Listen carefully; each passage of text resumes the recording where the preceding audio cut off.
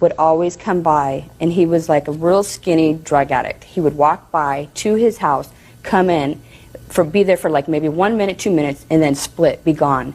And this man was continually going there, getting whatever he had to do. And on a separate occasion, assaulted him with pepper spray. Karina denies making false accusations and claims the pepper spray was in self-defense. Let's go back a moment. So he's outside talking to your fiancé, Rob. You hear him make these comments about snitches get stitches. Yes. You call the police and make a report. What happened after the police report? The next day, my friend, which is my witness, Vicky Burciaga, she came over, and we were going to go walking down the street around the corner. By my house. Yes, by his house. I walked on the other side of the street, but before I did that, I told her the situation, and I told her that he threatened, you know, really violent threats. So what I did was I had her carry some pepper spray, and I carried pepper spray.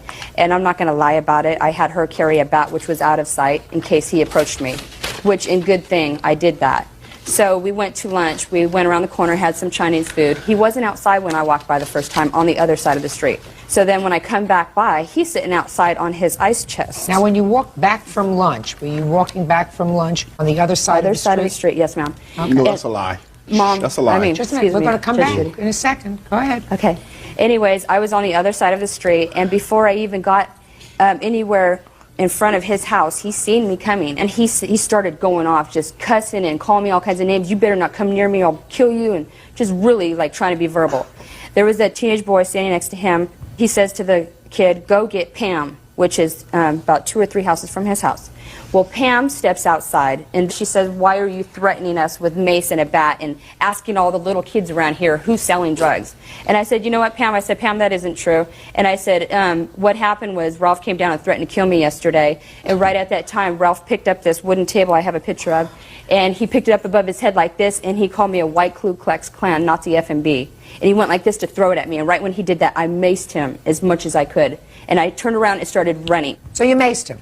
So I maced him, and when he threw that table, the table hit me lightly right here as I was turning to run.